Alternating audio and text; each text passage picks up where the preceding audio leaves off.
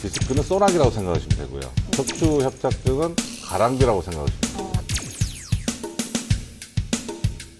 급성 요통은 우리가 보통 4주에서 한 6주 정도는 회복이 된다고 보고 있고요. 초창기 초기인 요통 같은 경우는 7월 안 해도 6주는 자연적으로 좋아지거든요.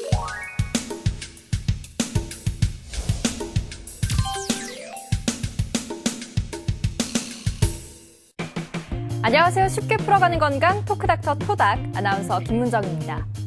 우리 몸의 기둥 허리, 이 건강한 100세 인생을 위해 허리 통증만큼은 꼭 예방하고 싶은데요. 오늘 이미 아프기 시작했다면 토닥과 함께 하시죠. 저희가 허리 통증의 모든 치료 방법을 전수해 주실 허리의 신 박석균 원장님을 모셨습니다. 원장님 어서 오세요. 안녕하세요. 정형외과 전문의 박석균입니다.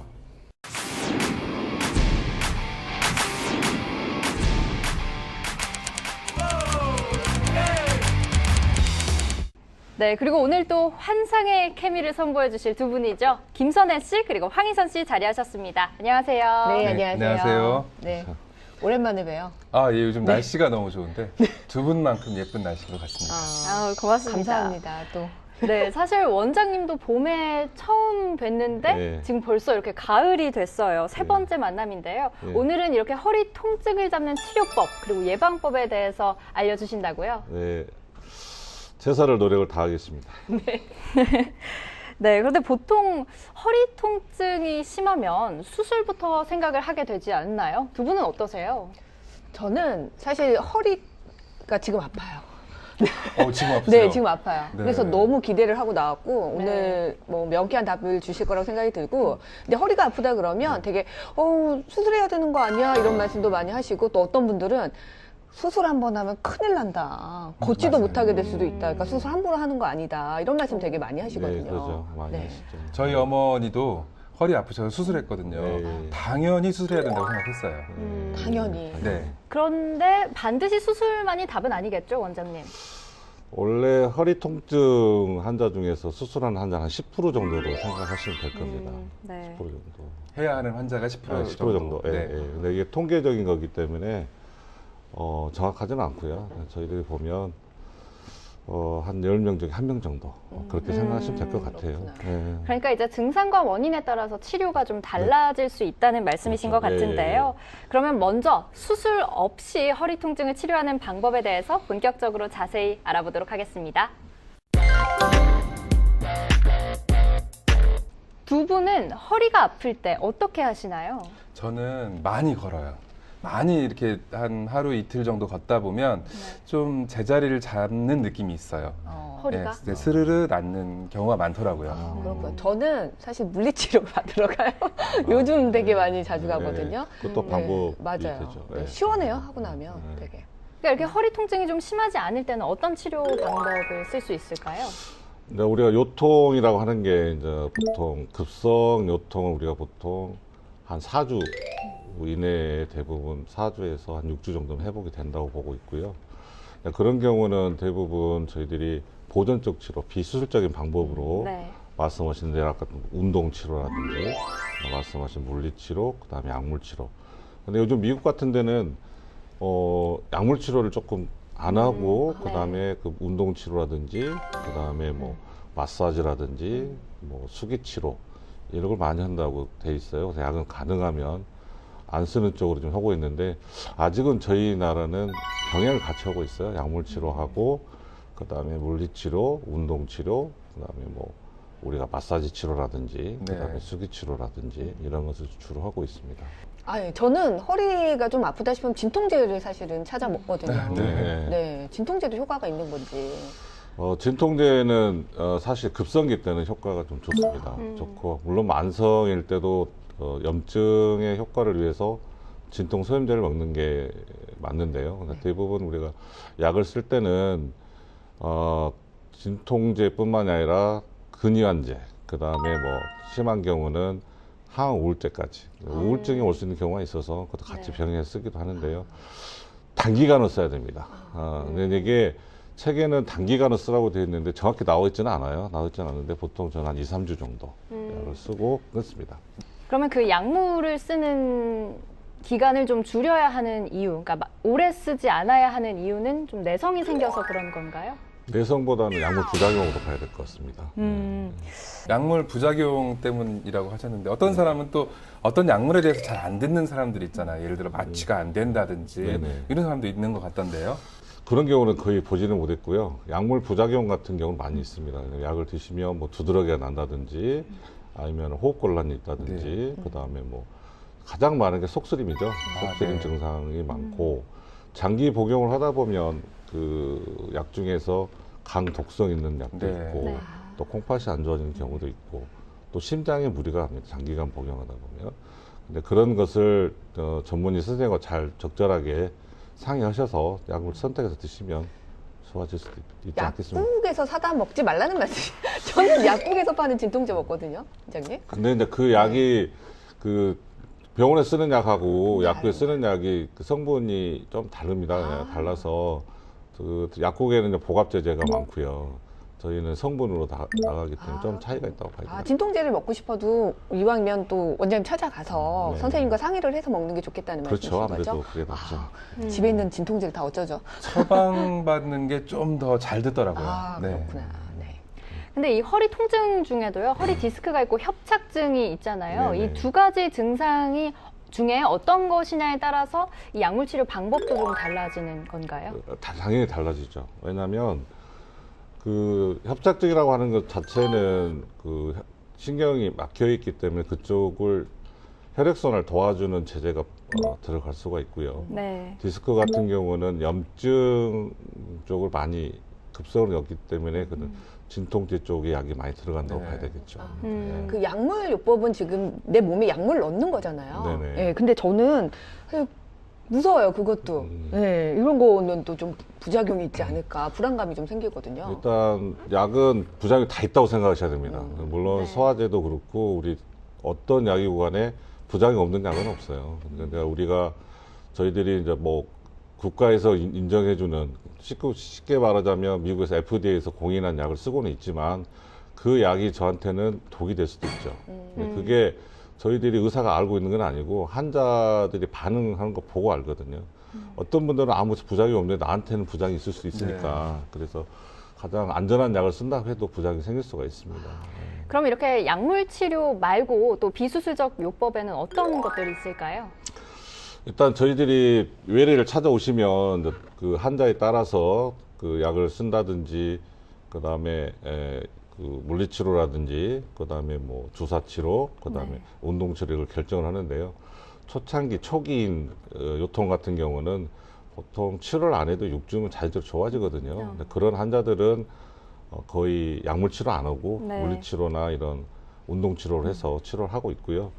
그다음에 치료를 했는데 치료를 한 뭐 4주, 6주 이렇게 지났는데도 안 좋아지는 경우에는 저 같은 경우는 주사요법을 주로 사용합니다. 주사요법을 해서 주사 치료를 하게 되면 효과가 확실히 나은 것 같아요. 그 주사 치료라든지 약물 치료라든지 다 고혈압 같은 다른 병이 있을 때는 치료가 좀 힘든가요? 그렇죠. 일단 기저질환으로 고혈압, 당뇨는 좀 문제가 있습니다. 네. 그래서 그런 경우는 약물 조절을 양을 줄여서 쓰기도 하고요.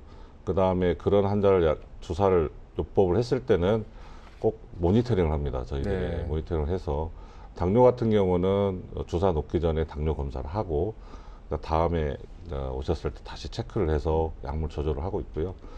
혈압 환자들 같은 경우는 하기 전에 혈압 재고 그 다음에 1시간 정도 누워 있다가 가실 때 혈압 다시 체크하고 그렇게 하고 있습니다. 그러면 주사도 아니고 약물도 아닌 다른 비수술적 치료 요법이 있을까요?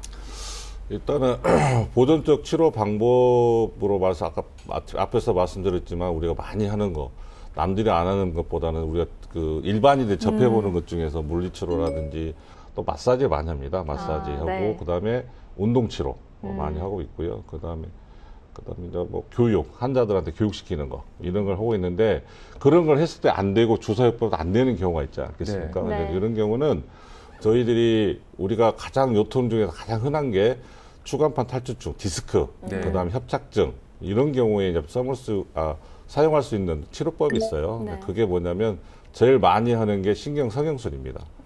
꼬리뼈에다가 그 카테타 관을 집어여서 그 신경과 그 디스크 사이가 유착돼 있는 경우가 있어요. 그걸 풀어주면서 하는 그 염증을 없애주는 방법. 또 그 외에 이제 디스크가 있을 때 우리가 수액 성형술을 합니다. 그 수액에다가 디스크에다가 관을 넣어서 거기다가 네. 고주파를 이용해서 하는 방법이 있고요.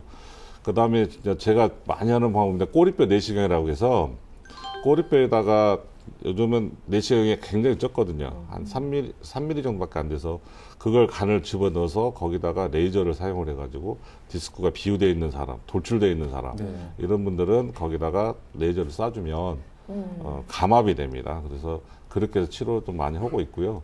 근데 그런 경우 주의할 사항이 있어요. 근데 이게 굉장히 중요한 얘기인데 디스크에다가 우리가 레이저를 쏠 때 잘못해서 신경에다 쏘는 경우가 있어요. 그런 경우는 부작용이 옵니다. 어떤 부작용이 오나요? 그 다리 쪽으로 마비가 온다든지 그 다음에 대소변을 못 가린다든지 네. 이런 증상이 있기 때문에 좀 숙달된 사람에 의해서 해야 되는 그런 부분이 있고요.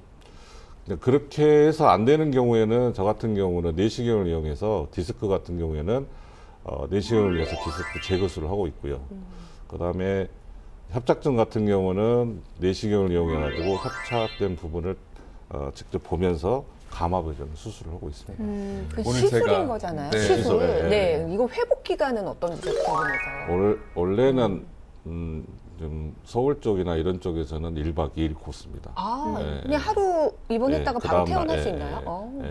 네. 저희도 한 3박 4일 3박 하고 4일. 있습니다. 예. 그러니까 직장인들도 손쉽게 할 수 있는 그런 시술적 요법이 이제는 마련이 된 네, 거라고 볼 수 있겠네요.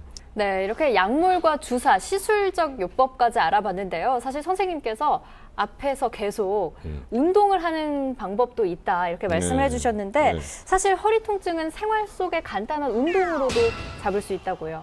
운동법은 인터넷에 잘 나와 있습니다. 네, 잘 나와 있는데 저는 두 가지 운동법을 좋아해요. 뭐냐면 누워 있는 상태에서 천장을 본 상태에서 무릎을 구부리고 있는 상태에서 엉덩이하고 배에 힘을 주고 어깨하고 일직선이 되게 엉덩이를 듭니다. 네. 그러면 골반에 힘을 줘 들으면 그걸 오래 할 수는 없어요. 보통 10에서 20초 정도. 그것을 그 정도 해서 할 수 있는 만큼만 하고 그다음에 그것을 10에서 20회 정도. 그리고 그것을 세트로 잡으면 그것을 한 번에 3번까지. 네. 그리고 그것을 하루에 3번. 그렇게. 어떤 근육량이 없다든지 근력에 약하신 분들은 그걸 다 맞춰서 할 수는 없으니까 본인에 맞춰서 가서 해야 되고요. 근데 그것보다는 우리가 또 한 가지 방법이 뭐가 있냐면 우리가 엎드려 있는 상태에서 우리가 무릎을 구부리고 네. 그다음에 어깨만큼 넓혀요. 팔꿈치를 네. 넓혀서 어깨하고 팔꿈치를 90도로 한 상태에서 손은 약간 모아서 주먹을 쥔 상태에서 그 상태에서 우리가 엉덩이를 듭니다. 상체를 듭니다. 상체를 들게 되면 든 상태에서 그때는 이제 우리 배 근육을 이용해서 상체를 들게 되면 그때도 이제 일직선이 돼야 되겠죠. 네. 그때 일직선이 돼야 되고 그 상태가 잘 되면 그 다음에는 어떻게 하냐면 해보셨을 거예요. 어디죠? 헬스장 가면 맞아요. 많이 하세요. 그거. 플랭크. 그런 네, 그런 네, 겁니다. 네. 그래서 그 무릎을 펴고 발 끝으로 지탱을 합니다. 네. 그래서 지탱을 해서 그것도 10초에서 20초. 네. 그렇게 하다 보면 우리 어깨, 가슴, 배, 엉덩이, 다리까지 근육이 좋아지기 때문에 네. 저는 환자분들한테 그 운동을 많이 추천하고 네. 있어요. 제가 병원 다녀보니까 선생님들께서 항상 강조하시는 게 운동이시더라고요. 네. 특히 허리 쪽 제가 요즘 많이 네. 다녔거든요. 네. 네, 그래서 지금 앞에서 말씀하셨던 치료법이라든지 운동법이라든지 예방법 이런 걸 들어보니까 이제 병원에 가서도 사실 선생님이 하시는 말씀이 귀에 더 쏙쏙 들어올 것 네. 같고 예, 빨리 치료에 좀 도움이 될 것 같아요. 그리고 또 허리 통증으로 고생하시는 분들뿐만 아니라 허리 통증을 예방하기 위한 방법으로 이렇게 운동을 해도 정말 도움이 될 것 같아요. 제가 이제 환자들을 외래에서 보다 보면은 제일 안타까운 게 척추 분리증이라든지 척추 전방 저인증 관절 자체가 분절이 된 사람들이 있어요. 결손이 되어 있는 사람. 그게 네. 선천적으로 오는 경우도 있고 또 이게 그 퇴행성으로 인해서 40대 후반의 여성한테 많이 온다고 돼 있는데 사진을 찍어보면 척추가 이렇게 떨어져 있는 걸 보면 제일 먼저 교육을 시켜요. 운동해야 된다. 네. 허리 근육 강화시켜야 된다. 이걸 강화시키면 예방이 됩니다. 네. 입이 마르다고 설명하는데 안 되는 안 되죠. 거예요. 그게 운동이 되면 운동을 하게 되면 그걸 예방할 수 있거든요. 변을 더 진행 안 하게 할 수 있는데 잘 안 되더라고요 이게. 예. 네, 오늘 이 방송을 보고 계신 시청자 여러분, 오늘부터 꼭 허리 통증 예방 위해서라도 통증을 견뎌내기 위해서라도 좀 이런 운동법 실천해 보셨으면 좋겠습니다. 이렇게 허리의 신 박석균 원장님 덕분에 우리도 오늘 좀 박사가 된 것 같죠, 좀 네. 기분이. 그런데요, 아직 하나가 남았죠. 이 허리 통증을 잡는 수술적인 요법에 대해서도 좀 더 자세히 알아보겠습니다. 허리 통증 치료의 모든 것을 주제로 JTB 토닥 함께하고 계십니다. 이 앞에서 얘기한 약물 치료, 주사 치료, 또 운동 치료까지 시도해 봤지만 그런 것들이 별 차도가 없을 때 수술을 하게 될 것 같은데요. 어떤 경우들이 있나요? 우리 요통 환자 중에서 특히 이제 수술을 하는 경우는 저희가 한 10% 정도 내로 생각하고 있습니다. 근데 이제 우리가 가장 중요한 것은 허리가 통증이 있다 수술하는 건 절대 아닙니다. 그건 절대 아니고요. 중요한 것은 뭐냐면 우리가 허리 아까도 앞에서 말씀드렸지만 척추 전방 저희처럼 허리가 불안정한 상태, 네. 네. 통증이 너무 심해요. 그렇다고 해서 저희들 그렇다 하더라도 수술을 안 합니다. 네. 어떤 경우냐면 다리 쪽으로 신경 증상, 뭐 어떤 마비 증상이 온다든지 다리가 뭐 감각이 없다든지 네. 근육이 위축이 된다든지 이런 증상이 보이면 그때는 수술을 해서 고정을 해줘야 되는 수술을 해야 되는 거고요. 그 다음에 뭐 디스크라든지 협착증이 있는데 네. 그런 경우에서도 뭐 신경을 누르고 있다든지 물렁뼈가 나와서 신경을 누른다든지 그 상황에서도 대부분 약물 치료나 주사 치료 거의 많이 좋아지거든요. 거기서 반응 안 하는 사람들이 있어요. 네. 그게 한 6주에서 12주 정도 치료를 해보고 안 되면은 수술적 방법을 찾고 있고요. 그 다음에 사람에 따라 장기적인 보존적 치료 못 할 수 있는 분들이 있어요. 네. 그런 경우도 수술을 생각해 볼 수가 있고 또 병적으로 뭐 내 척추에 종양이 있다든지 네. 이런 경우는 수술을 해야 되지 않을까 싶습니다. 그런데 이렇게 말씀을 계속 듣다 보니까 허리 디스크와 협착증을 좀 구분을 해야 내가 수술을 받아야 하나 말아야 하나를 좀 생각해보고 병원에 내원하고 이렇게 될 것 같은데요. 네. 이 둘을 좀 구분을 해본다면요. 증상의 차이가 분명히 있습니다. 차이가 있는데 이제 오늘 여기서 자세히 가르쳐 드릴게요. 뭐냐면 쉽게 말씀드리면 디스크는 소나기라고 생각하시면 되고요. 네. 척추 협착증은 가랑비라고 생각하시면 됩니다. 지속적으로 계속 네. 아픈 게 이 가랑비. 얘기 어디서 들어본 적 없으신가요? 없습니다.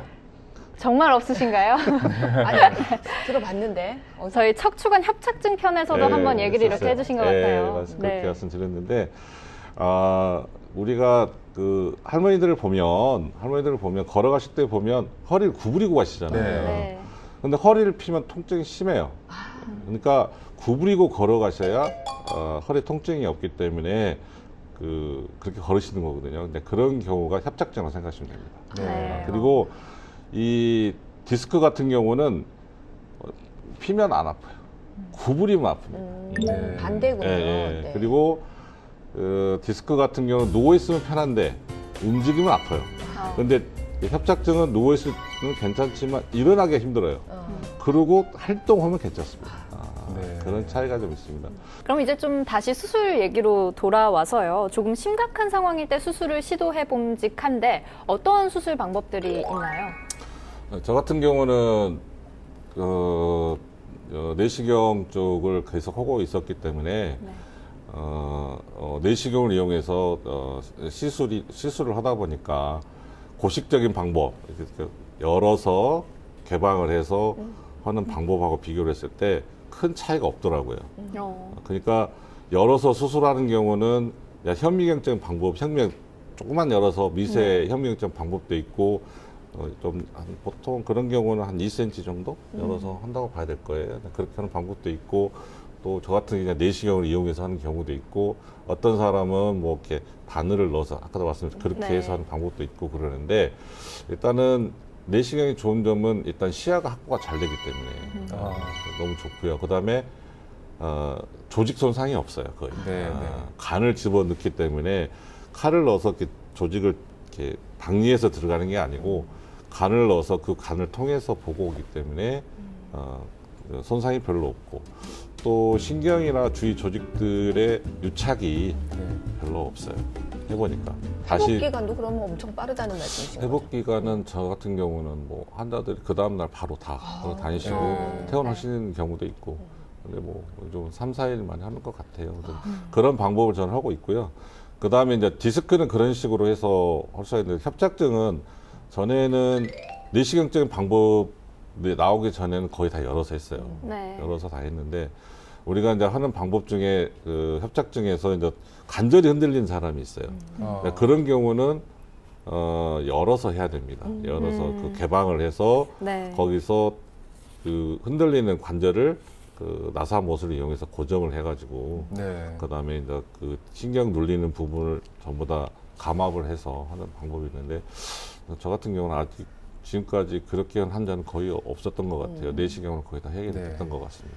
근데 내시경이 뭐 간단하다고 말씀을 하시고 계시지만 네. 사실은 환자 입장에선 되게 불안하거든요. 수술이라는 단어만 사실 들어도 내시경 겁부터 나죠. 저는 겁이 또 더 많아가지고 맞아요. 처음에 제가 내시경 할 때는 부분 마취로 했어요.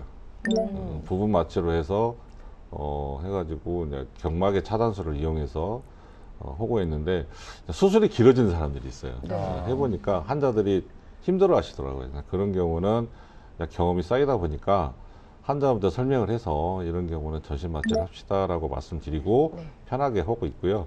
대부분 웬만한 간단한 한 레벨 같은 경우는 한 부위 같은 경우는 그냥 부분 마취로 가능하거든요. 네. 환자하고 대화하면서 할 수 있습니다. 아, 네. 부분 마취로 가능한 게 많다는 얘기는 정말 안전한 방법이다. 비수술적 요법, 저희가 내시경을 그, 넣든 수술적 예, 요법이든 그렇게 말씀을 예. 할 수 있겠네요. 네, 저희가 이 시술의 장점은 고혈압 환자라든지 당뇨 환자들도 네. 충분히 그리고 이제 이게 저희들이 그 가장 문제가 수술하고 나서 감염이거든요. 네. 감염과 유착되는 부분인데 네. 이게 계속 흐르는 물 속에서 시술을 하기 때문에 감염 확률은 거의 없다고 보셔도 될 것 같고요. 또 이제 저희가 이제 디스크 시술을 했는데 이제 제 환자 중에 한 분 했는데 그 취생사였어요. 네. 근데 제가 한 4주에서 6주 정도 충분히 쉬고 일을 하라고 그랬는데 2주 만에 가서 일을 한 거예요. 그래서 네. 다시 재발을 했어요. 네. 했는데 역시에 마찬가지로 관절경으로 들어가서 그러니까 뭐 편해요, 그냥. 근데 대부분 우리가 다시 재수술할 때는 좀 문제가 있거든요. 열어서 할 경우에는. 그래서 좀 그런 부분이 좀 장점인 것 같아요. 제가 해보니까. 예. 근데 사실 사회생활을 하면 정말 그렇게 오래 쉬기는 힘들죠. 그쵸 네, 쉽지가 네. 않은데 그럼에도 불구하고 재발을 할 경우에 더 위험해지기 때문에 첫 번째 수술할 때 시술할 때 네. 잘 좀 근데 회복을 해야 한다 이런 말씀이신 보조기를 거죠? 잘 차시면 문제가 없거든요. 아, 네. 그런 문제가 불편해, 있어요. 그게 보조기를 굉장히. 안 차셨고 네. 또 저같이 체중이 많이 나가시는. 아, 여기서 또 비만 나오나요? 네. 할 말이 체중, 많으신 것 같은데요. 또 관련이 있는 것 같고요. 네. 근데 지금은 행복해 하시더라고요, 환자분께서. 이 허리 통증 치료와 예방법에 대해서 집중적으로 알아봤는데요. 이 약물, 주사 치료, 또 시술과 수술적 요법의 운동법까지 우리가 좀 배워보니까 아무리 옛말에 첫 술에 배부를 수 없다고 하지만 오늘은 좀 배부른 느낌이 듭니다. 원장님 마지막으로 토닥 시청자분들께 전할 당부 말씀 부탁드립니다. 만성 요통은 치료가 됩니다. 치료가 되는데 저희들이 그 수술적인 방법이 아닌 비수술적 방법으로 충분히 호전이 될 수 있고요.